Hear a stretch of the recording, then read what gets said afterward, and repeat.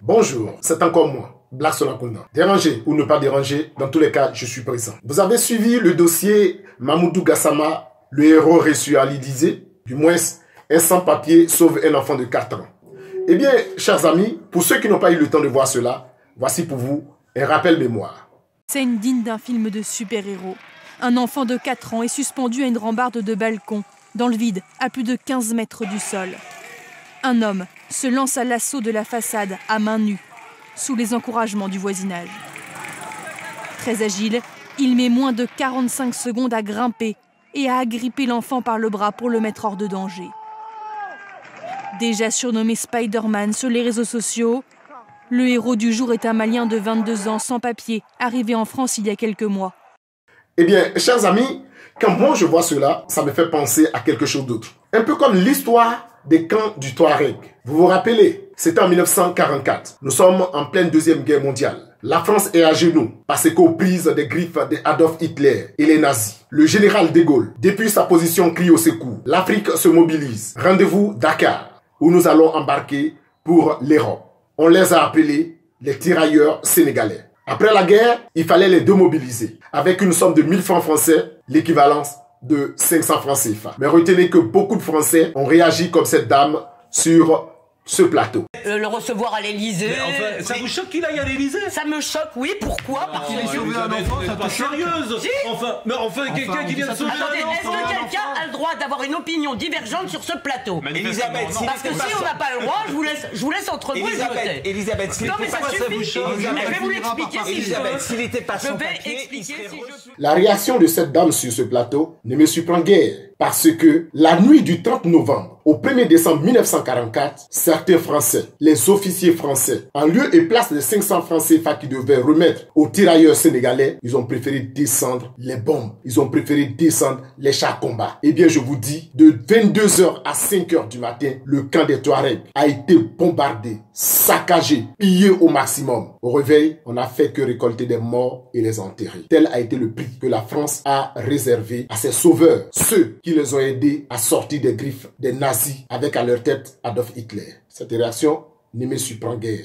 Eh bien, Elisabeth Lévy, c'est comme ça qu'elle s'appelle. Cette dame, oui, ils ont pissé dans sa tête parce qu'elle ne réfléchit pas. L'acte qu'a posé le président Macron n'est pas un fait du hasard. Le président Macron connaît son histoire. C'est pour éviter que ce qui s'est passé en 1944 au camp du Touareg se répète. Alors, chère madame, vous avez vu que parmi les hommes, personne ne veut vous laisser parler parce que ce que vous avancez comme argument est indéfendable. Je me pose la question, est-ce que vous avez été une fois mère? Une femme qui a connu l'enfantement ne peut pas réfléchir de cette façon. Un enfant de 4 ans est suspendu dans l'air et quelqu'un qui passe escalade les étages pour pouvoir donner vie à cet enfant. Tout ce que vous trouvez à dire, c'est qu'il ne doit pas être reçu à l'Élysée.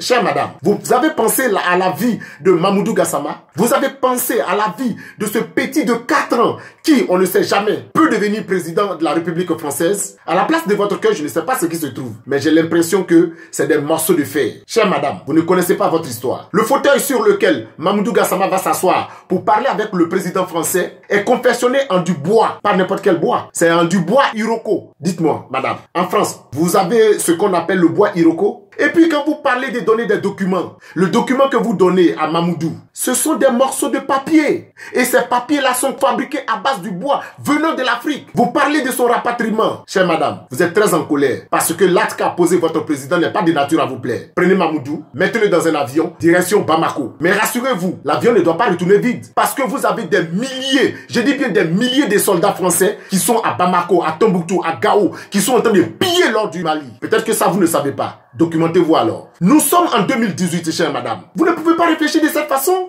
Ou bien votre souhait serait que ce petit garçon de 4 ans tombe de l'immeuble et qu'il meure. C'est ce que vous avez conspiré. Eh oui, vous avez préparé cela vous. C'est une conspiration. Et comme votre plan a été déjoué par Mamoudou Gassama, alors, selon vous, il doit être rapatrié.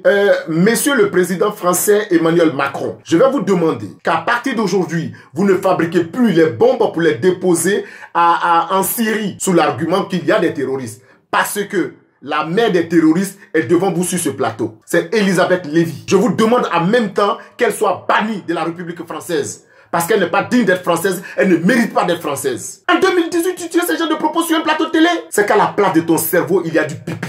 Vous voyez que sur le plateau, personne ne vous laisse parler. Hein?